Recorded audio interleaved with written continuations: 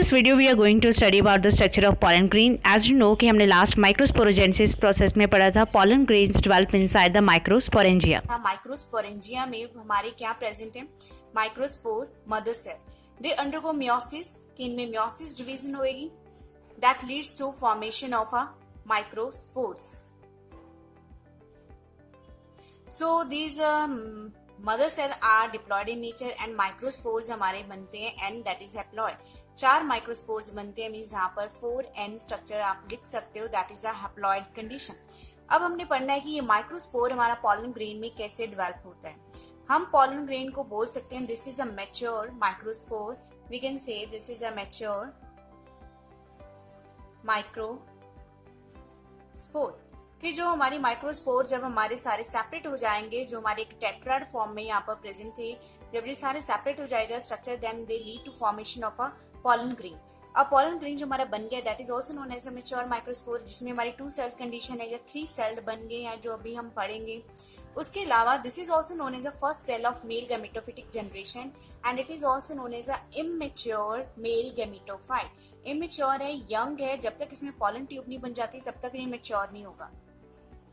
So next अगर हम इसका स्ट्रक्चर देखें, यहाँ पे मैंने माइंड मैप एक ड्रॉ कर दिया है पहले से सारा स्ट्रक्चर कि इसमें क्या क्या मेन हमारे पार्ट्स रहेंगे जो हमने यहाँ पर डिस्कस करने हैं according to NCERT and for the board exams.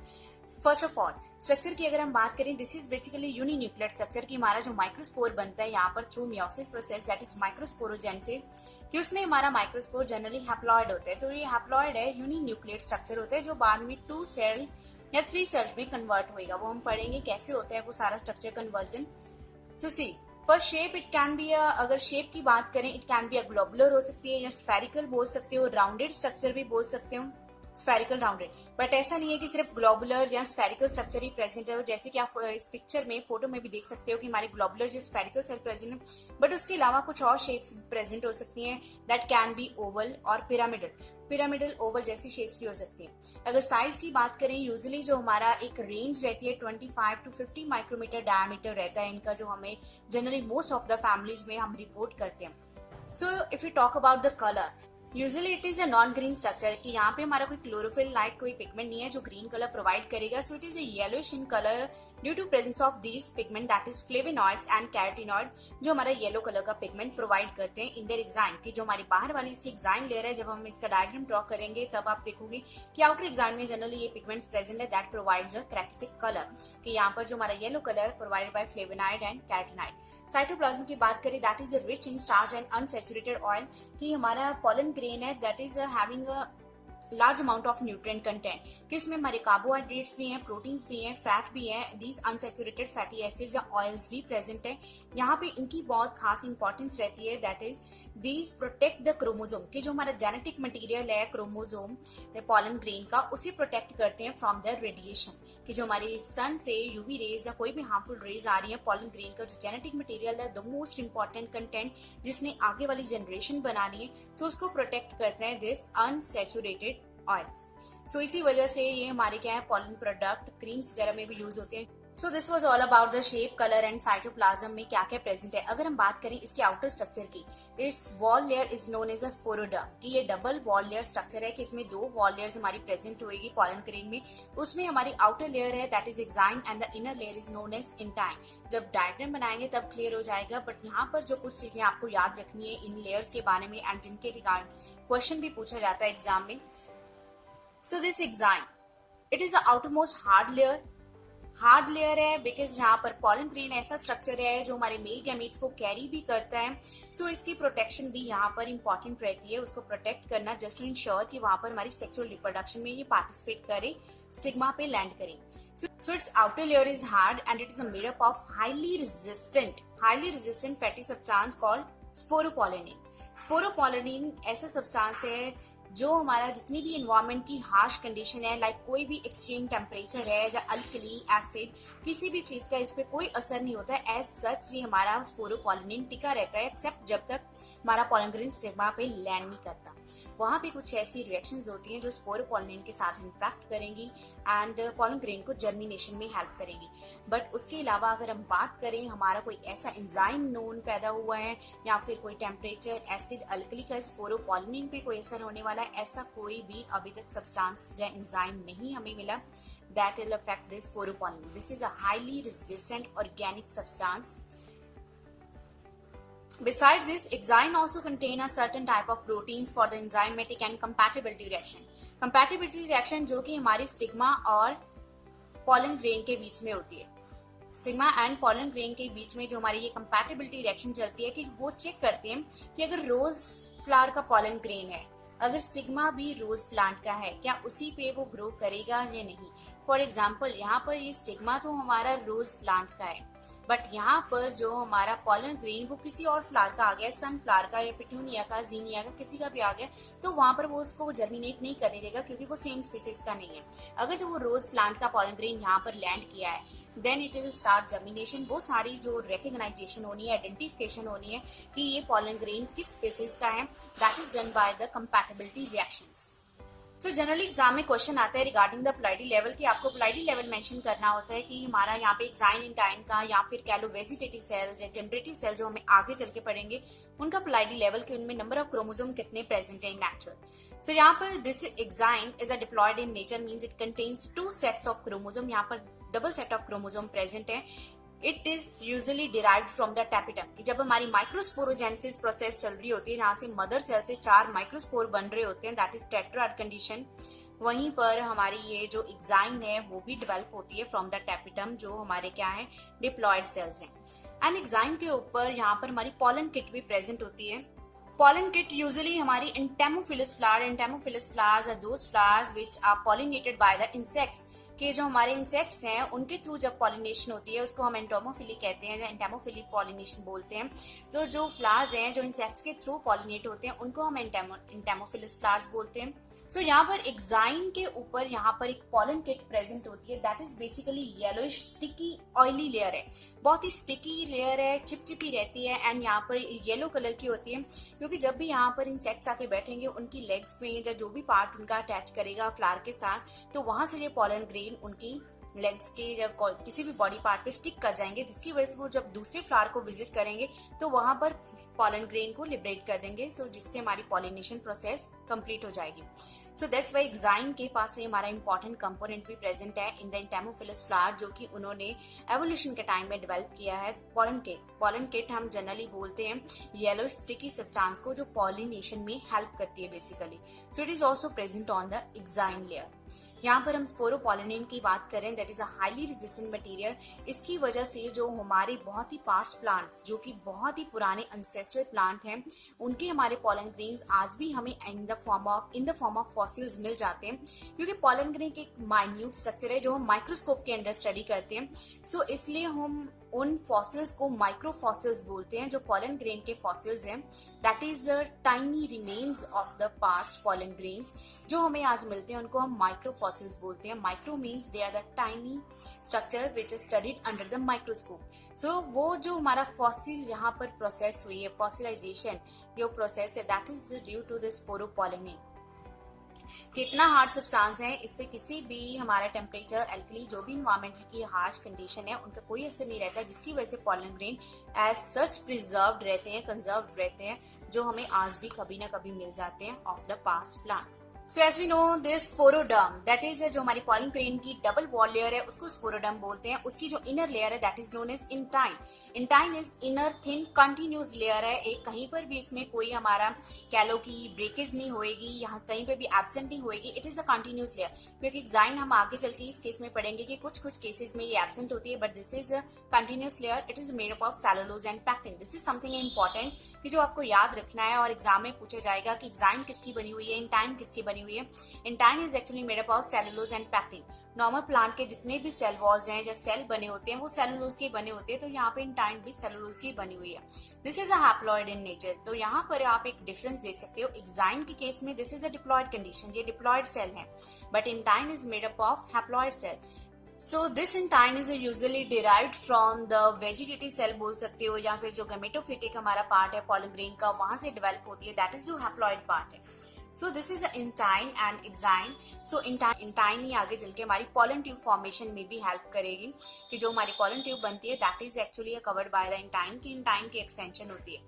So the last is about the germ pores, कि अगर हम बात करें पूरे फुल स्ट्रक्चर की यहाँ पर, कि ये हमारी अंदर वाली इंटाइन है एंड ये बाहर वाला जो हमारी एक्साइन लेयर है, आप देख सकते हो कुछ केसेस में यहाँ पर कहीं कहीं एरिया पे एक्साइन एब्सेंट है. So at certain places this exine is absent, and यहाँ पर जो हमारी इंटाइन है वो थोड़ी सी थिक हो सकती है, बाहर को ऐसी प्रोट्यूबरेंस ही बना सकती है एक्साइन से, या फिर यहाँ पर हमारी कैलोज जो डेपोजिशन हो. सो इस टाइप के जो एरियाज हैं यहाँ पर एक्साइन एब्सेंट है but intine thin layer present है. These are known as a germ pores. These are kind of pores. यहाँ से हमारी जर्मिनल ट्यूब निकलेगी जो हमारे गैमीट्स को कैरी करेगी up to the female reproductive part. So this is something very important, क्योंकि एक्साइन इतनी हार्ड लेयर है जिसको कोई ब्रेक नहीं कर सकता. तो हमें पॉलन ग्रेन ने यहाँ पर कुछ ऐसे प्लेसेस भी दिए हैं यहाँ पर एक्साइन एब्सेंट है, क्योंकि कहीं ना कहीं से तो हमने मेल गैमीट ट्रांसफर करवाने. सो यहीं से पॉलन ट्यूब एक्सटेंड करेगी and that will reach to the female reproductive part ovary. So now let's draw the diagram of this pollen grain, की एक्चुअल में जो हमारा पॉलन ग्रेन का डायग्राम है, ये जो सारे स्ट्रक्चर है उसमें कैसे विजिबल होंगे. Let's draw that diagram.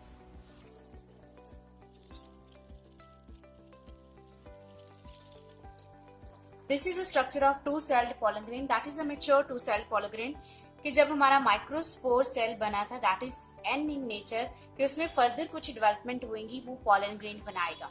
क्योंकि जब हमने माइक्रोस्पोर देखा था तो इसमें जस्ट एक सिंगल सेल प्रेजेंट था. जब हमारी डेवलपमेंट होएगी तो यही सेल हमारा माइटोटिक डिवीजन करेगा, दो सेल बनाएगा, एक लार्ज एंड एक स्मॉल. वो अभी हम करेंगे कैसे वो सारी प्रोसेस होगी. So let's label this diagram. This is a structure of pollen grain, that is a mature pollen grain. This is the outermost layer which is known as exine. This orange जो आप layer देख सकते हो, जो मैंने orange colour fill किया है, this is the intine.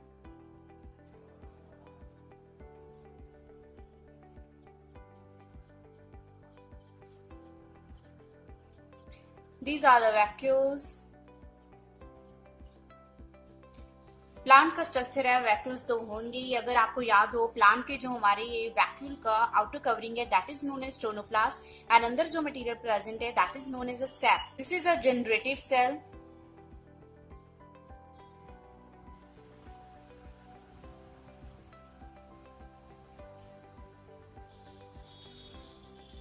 This is a vegetative nucleus. This structure is a germ pore.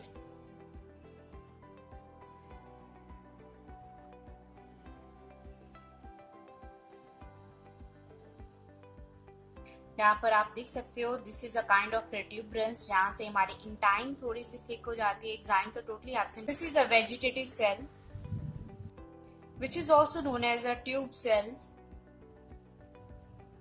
So this is the outermost layer. आप देख सकते हो this outermost layer में यहाँ पे spines जैसा कुछ डिजाइन बना हुआ है. This is a very specific for the each pollen grain. कि जो हमारी किसी पर्टिकुलर फैमिली का कोई पॉलन ग्रेन है, लाइक रोजेसी फैमिली है, जो उसके जितने भी पॉलन ग्रेन होंगे तो उनमें जो स्कल्पचरिंग है, जो डिजाइन है, वो कुछ अलग होएगा.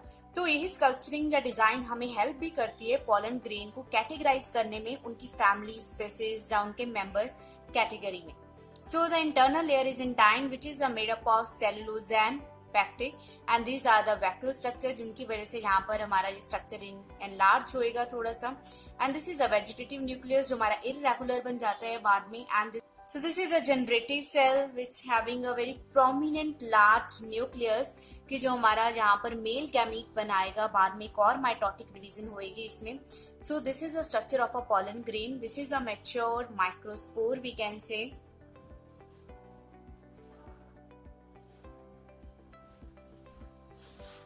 बट अगर हमने इसको मेल गैमेटोफाइट बोलना है, this is a immature male gametophyte still, कि जब तक यहाँ पर हमारा पॉलन ट्यूब नहीं निकलती एंड जो जनरेटिव सेल है दो मेल गैमीट्स में नहीं बनता, तब तक ये हमारा मेच्योर नहीं मेल गैमेटोफाइट नहीं बनेगा. अभी तक ये हमारा यंग मेल गैमेटोफाइट है. क्योंकि एग्जाम में एमसीक्यू में जनरली ये क्वेश्चन आता है कि जो हमारा मेल गैमेटोफाइट है उसकी इंटरचेंजेबल टर्म क्या है, या फिर जो मेल गैमेटोफाइट स्ट्रक्चर है किसको बोलते हैं इन केस ऑफ मेल्स। तो वो पॉलन ग्रेन आएगा कि पॉलन ग्रेन को हम मेल गैमेटोफाइट बोलते हैं।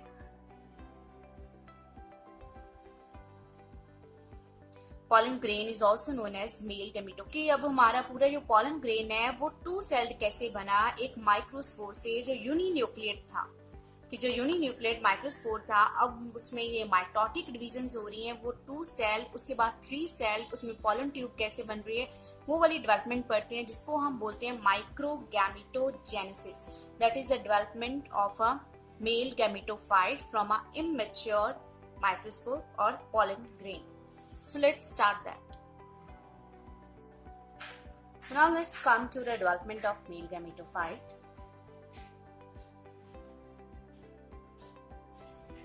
As we know, this development of male gametophyte is actually endosporic type.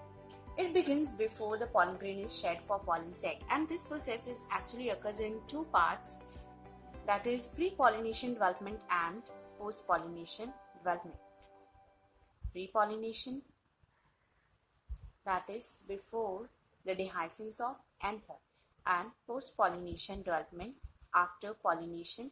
So this post-pollination development usually occurs on the stigma.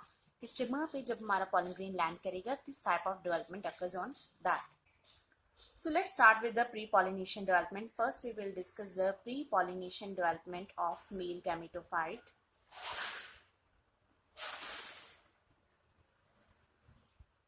As we know कि the pollen grain is the first cell of male gametophytic generation. कि it will produce the male gametophyte, कि इसमें कुछ development होंगी, it will grow into size and it will lead to formation of a male gametophyte. Male gametophyte is generally हमारा एक ऐसा structure है that will carry the male gametes to the female part. As you know, the result of microsporogenesis process was the tetrad of microspore or the pollen grain. Let's draw that diagram. So this is a diagram I am drawing. It is a microspore tetrad condition. फिर इसमें microsporogenesis के through हमारे 4 microspores बनते हैं, pollen grains बनते हैं, that is haploid in nature, which is known as a microspore tetrad.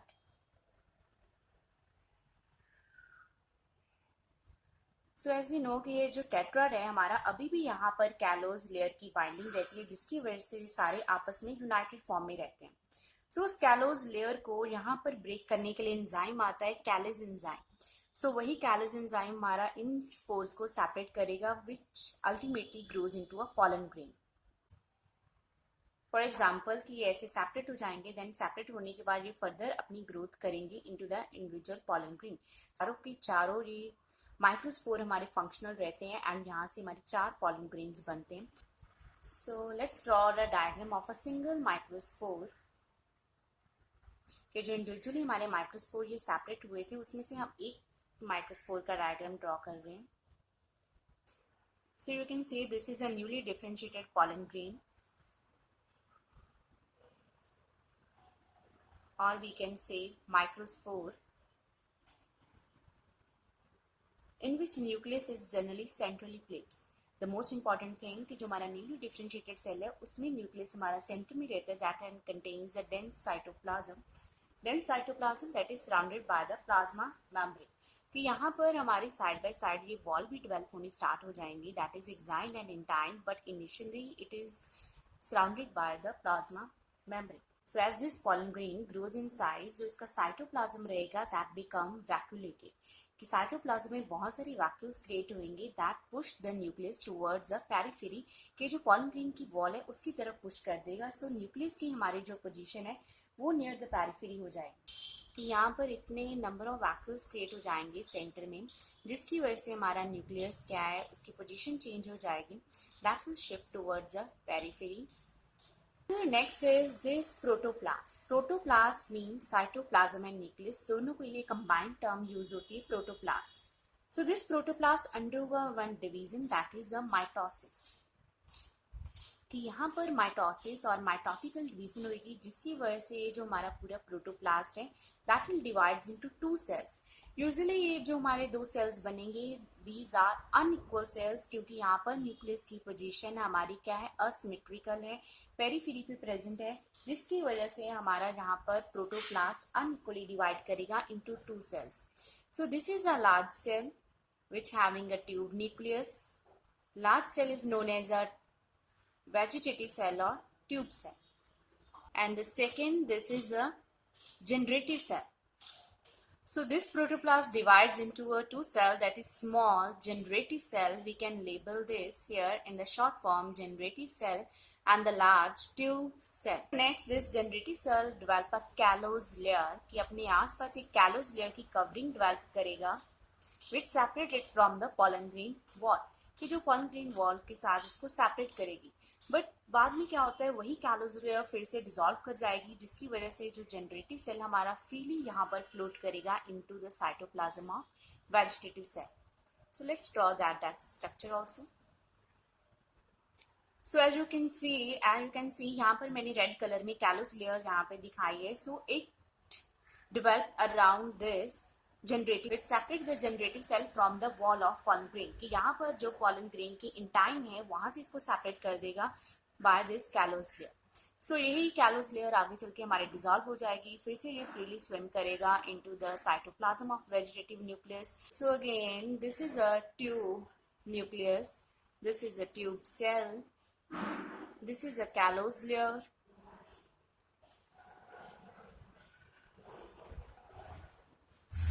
generative nucleus, generative cell. So as we know, after mitosis, this nucleus divide unequally into the large vegetative cell, that is a tube cell, and the smaller generative cell. If we talk about this tube cell, or which is also known as a vegetative cell, it basically contains a small vacuole. This cell you can see is the largest cell and contains small vacuole. It has a number of cell organelles, and the most important thing, it reserves the food material. This tube cell has a lot of food material, nutrient, carbohydrate, and especially the lipids and the fatty acids. Mostly the unsaturated fatty acids which protect these chromosomes from the radiation damage. If we talk about this generative cell, as you can see, the shape of this generative cell is lenticular to spherical in outline.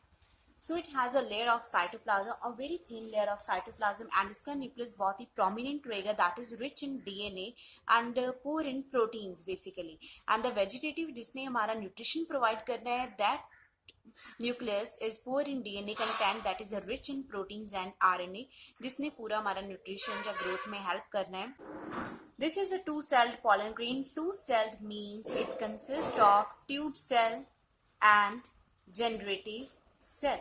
This is something very important कि हमारी 60% of angiospermic family में जो pollen grain हमारा बनता है before pollination, that is two cell.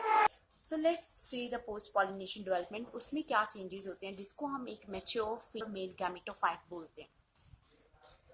And guys, if you really like my video, please hit like button and share it. So guys, next is the post pollination development कि जब हमारी pollination हो जाएगी, जब वो two celled pollen grain बना था जिसमें tube cell and generative cell आपको याद होगा बना था, वो जब हमारा स्टिग्मा के ऊपर लैंड करेगा, कि मान लो ये किसी प्लांट का स्टिग्मा है, फीमेल पार्ट का, दिस इज स्टिग्मा, इसके ऊपर हमारा pollen grain स्ट्रक्चर लैंड करेगा. यू नो कि pollen grain के ऊपर हमारी एक्साइन प्रेजेंट होती है एंड कुछ एरियाज पे एक्साइन एब्सेंट है, उन्हीं एरियाज को हम बोलते हैं जर्म पोर्स. जैसे ही हमारा pollen grain यहाँ पर लैंड करता है, यहाँ पर कंपैटिबिलिटी रिएक्शंस होंगी, चेक करेंगे कि ये pollen grain सेम स्पीसीज का है जो स्टिग्मा के ऊपर लैंड किया या नहीं. देन जो भी pollen grain हमारा कंपैटिबल होएगा, it absorb water and nutrient from the stigma, कि ये वाटर न्यूट्रिएंट एब्जॉर्ब करेगा. देन यहाँ पर ये जो हमारा इंटाइन वाला एरिया था, अंदर वाला साइटोप्लाज्म बहुत ज़्यादा इंक्रीज हो जाएगा, जिसकी वजह से ऑस्मोटिक प्रेशर होगा, अंदर की एक प्रेशर डेवलप हो जाएगा, जिसकी वजह से जर्म पोर से इंटाइन की आउटग्रोथ होएगी, which is known as a pollen tube.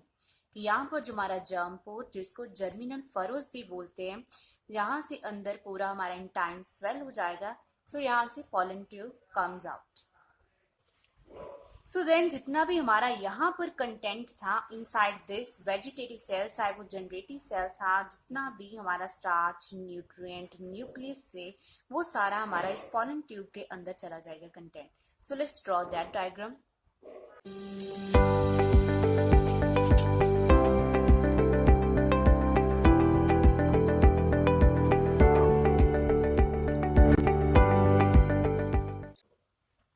This is the actual structure of mature male gametophyte कि जब हमारा पॉलन ग्रेन स्टिग्मा पे लैंड करेगा देन कंपैटिबिलिटी रिएक्शंस चेक होंगी, देन यहाँ से हमारा न्यूट्रिएंट एब्जॉर्ब करेगा एंड वाटर, जिसकी वजह से ये स्वेल कर जाएगी हमारा इंटाइन वाला area. So this swells up and comes out from one of the germ pore कि जो इंटाइन है one of the germ pore से ऐसे आउटग्रोथ की फॉर्म में आ जाएगी which is known as a pollen tube. So this pollen tube is also made up of intine and so on. यहाँ पर अगर हम बात करें जनरेटिव सेल जो हमने पिछले डायग्राम में देखा था, वो जनरेटिव सेल भी माइटोटिक डिवीजन के थ्रू डिवाइड करके दो मेल गैमीट्स बनाएगा. Also known as sperm cell. They are usually lenticular in shape. क्या आप देख सकते हो कि इसमें हमारा प्रोमिनेंट न्यूक्लियस है which is surrounded by a very thin layer of a cytoplasm. So as you can see कि जो हमारा इंटाइन के अंदर जितना भी कंटेंट था वेजिटेटिव सेल का that descends into this pollen tube. कि नॉट इवन वेजिटेटिव सेल का कंटेंट इसमें गया है, that is vegetative nucleus, dense cytoplasm and vacuoles. Even जो हमारे मेल गैमीट्स थे जनरेटिव सेल डिवाइड करके जो मेल गैमीट बने हैं वो भी इसमें डिसेंड करेंगे. आप देख सकते हो कि दिस पॉलन ट्यूब की जो टिप है that is a highly active region कि इसमें हमारे तीनों न्यूक्लियस प्रेजेंट है. इंपॉर्टेंट जो ट्यूब न्यूक्लियस गाइड कर रहा है इसकी ग्रोथ को and it provide the nutrition also. And then जो मेल गैमीट्स प्रेजेंट है जिन्होंने फ्यूजन करनी है जाके फर्टिलाइजेशन प्रोसेस करनी है, then the rest is a inactive region जो कि आप देख सकते हो हाईली वैक्यूलेटेड रीजन है and separated by the callose flux. So this is representing mature male gametophyte which consist of 3 cells. आप देख सकते हो इट कंसिस्ट ऑफ 3 cells. कौन सी 3 सेल है? जिसमें हमारा एक वेजिटेटिव सेल है प्लस 2 मेल गैमीट्स. 40% प्लांट्स में हमारा ये जो डिवीजन है पहले ही हो जाती है, बट जो 60% प्लांट्स में है जो ये प्रोसेस आफ्टर पॉलिनेशन होएगी कि जो 3 सेल बने हैं due to this 2 male gametes वो आफ्टर पॉलिनेशन ही बनते हैं. बट इन 40% केसेस ये पॉलिनेशन से पहले हो जाते हैं 3 सेल, बट पॉलन ट्यूब की ग्रोथ तो ऑब्वियस हमारी पॉलिनेशन के बाद ही होनी है. So we can say this pollen tube कि अगर हम पॉलन ट्यूब के कैरेक्टर्स की बात करें, this pollen tube is actually a glandular. Glandular means it has a certain gland which release a kind of secretions chemical कि वो hormones हो सकते हैं, enzyme हो सकते हैं. So this is a glandular in nature. And the next is a secretory. It secretes a lots of hydrolytic pachymes enzyme just to create the passage from this side. And it is a absorptive. It is absorptive in nature because यहाँ से हमारे जैसे जैसे outgrowth हो रही है ये जो हमारा पॉलन ट्यूब की टिप है it also absorbing the certain substances from this tissues for its growth. The thing you have to remember कि हमारे जो 60% एंजियोस्पर्म में है, मैं बात कर रही हूँ पॉलिनेशन की, जो हमारा पॉलिनेट होते हैं पॉलन ग्रेन्स कि 60% जो एंजियोस्पर्म्स में है जो पॉलन ग्रेन हमारे डिहाइस होंगे they dehisce at 2 cell stage कि उनमें generative cell and vegetative cell present है. बट अगर हम बात करें रेस्ट ऑफ 40% जो हमारी एंजियोस्पर्मिक फैमिलीज है उसमें हमारे पॉलन ग्रेन 3 सेल्ड स्टेज पे डिहाइस होंगे मीन्स पॉलिनेट करेंगे. वो पॉलिनेशन के टाइम पे ऑलरेडी 3 सेल्ड स्टेज में है, मतलब एक vegetative cell plus 2 male gametes उनमें प्रेजेंट होंगे. 60% फैमिली में 2 सेल्ड कंडीशन है मीन्स यहाँ पर अभी भी जनरेटिव सेल्ड है पॉलिनेशन के टाइम पे. सो जब पॉलन ग्रेन यहाँ पर लैंड करेगा तब हमारा generative cell again mitotically divide करेगा into these 2 male gametes. So guys we done with the mature male gametophyte जिसमें पॉलन ट्यूब बन जाती है that is known as mature male gametophyte. अक्सर एग्जाम में एमसीक्यू में क्वेश्चन आता है मैच्योर मेल गैमेटोफाइट हम किसको बोलते हैं, that is a pollen grain. So next come to the last topics जो छोटे छोटे से टॉपिक है. First is a pollen allergy. अब देखिए जो हमारे पॉलन ग्रेन है पॉलिनेशन के टाइम पे रिलीज होते हैं. सो वो जो हमारी पॉलिनेशन प्रोसेस है हर एक प्लांट की एक सीजनल प्रोसेस होती है जिसमें बहुत सारे जो पॉलन ग्रेन एकदम से हमारे एयर में लिबरेट होते हैं दैट में cause some severe allergies and bronchial applications. इसमें बहुत सारे क्रॉनिक डिसऑर्डर्स भी हो जाते हैं like asthma and bronchitis. And यहाँ पर जो हमारी इस पॉलन ग्रेन की वजह से एलर्जीज होती हैं, इन्फ्लामेशंस होती हैं इन द ब्रोंकियल रीजन और जो रेस्पिरेटरी सिस्टम से रिलेटेड जो भी प्रॉब्लम्स होती हैं that is known as a hay fever. hay fever, that is allergies, kind of allergy due to this pollen grain, that is a seasonal in nature. So if we talk about the plants कि जो हमारे pollen grain allergy करते हैं, सो यहाँ पर the most common example is a parthenium carrot grass. Parthenium carrot grass हमारा India का plant नहीं है, वीड है एक तरह की, जो हमारे रोड साइड ऐसे देख सकते हो आप ग्रो कर जाती है। यहाँ फोटो में भी आप देख सकते हो पार्थेनियम जो कैरेट ग्रास है। तो इसके रिगार्डिंग क्वेश्चन आता है एग्जाम में, द मोस्ट कॉमन जो हमारा प्लांट है जो एलर्जी कॉज करता है दैट इज पार्थेनियम, क्योंकि ये एनसीईआरटी में मेंशन है आपके example, so that's why it is important. Otherwise अगर हम और प्लांट्स की बात करें, इसमें एमरैंथस भी आ जाता है, रेसिनस है, चिनोपोडियम है, प्रोसोपिस है। सो दिस पार्थेनियम ये हमारा इंडिया का नहीं है, so this is a imported wheat. कि मान लो जब हमारा वीट है जो बाहर से कंट्री से यहाँ पर आया था, उसके साथ एज अ कंटेमिनेशन ये पार्थेनियम कैरेट ग्रास वीड आए थे। इसके सीड्स कह लो कि जो यहाँ आके बहुत ज़्यादा स्प्रेड हो गई इन अ लार्ज अमाउंट, जो आज भी हमारे क्या है प्रेजेंट है। So this parthenium is a main allergy causing weed जो यहाँ पर आपने डिस्कस करना है। So next come to pollen products. आप फोटो में भी देख सकते हो पॉलन प्रोडक्ट्स दिखाए हो that are usually available in the form of tablets, syrups. See pollen grain is rich in nutrient. इसमें हमने पढ़ा है कि जो वेजिटेटिव सेल है that has a lot of nutrient content, proteins, carbohydrates, unsaturated fatty acid that even protect from the harmful damage of radiations. So due to this nutrient quality of these pollen grain, they are used in the form of tablets, syrups. Even they enhance the body functioning. इनमें इतने important हमारा nutrient content present है, they enhance the body functioning. Even their consumption believed to increase the performance of race horse and athletes. कि उनका stamina, उनकी जो ability है performance में भी काफी improvement. So the last is pollen viability. Like when pollen grain they are shed, actually they have to land on the stigma we know before they lose the viability. Viability is actually a period for which they remain functional. That is जब तक इनकी capacity store रहेगी कि ये germinate कर सकते हैं, ये फर्टिलाइजेशन कर सकते हैं, सो उस कैपेसिटी को हम इसकी वायबिलिटी बोलते हैं। सो दिस वायबिलिटी और capacity of pollen grain to germinate usually depends on environment and the genetic material. अगर हम एनवायरनमेंट की बात करें कि उसका सराउंडिंग टेम्परेचर, उसकी ह्यूमिडिटी क्या है, उस पर भी डिपेंड करता है, even on the genetic potentiality. And how long do you think pollen grains retain their viability? See, कुछ प्लांट्स में 3 मिनट्स तक वायबल रहते हैं कि इनकी जर्मिनेशन कैपेसिटी 3 मिनट के बाद खत्म है। जिया मेज, अगर हम मेज की बात करें, कॉर्न की बात करें, उसमें ये 5 मिनट्स की इनकी वायबिलिटी होती है। सो यहाँ पर कुछ इंपॉर्टेंट एनसीईआरटी एग्जांपल्स हैं। लाइक सीरियल्स की बात करें, सम सीरियल्स लाइक व्हीट, राइस। सो इन केसेस में हमारी जो पॉलन ग्रेन की वायबिलिटी है दैट इज 30 मिनट रहती है कि विद इन 30 मिनट वो अपनी वायबिलिटी, अपनी फंक्शनैलिटी को लॉस कर देता है कि वो जर्मिनेट नहीं कर पाएगा आफ्टर 30 मिनट।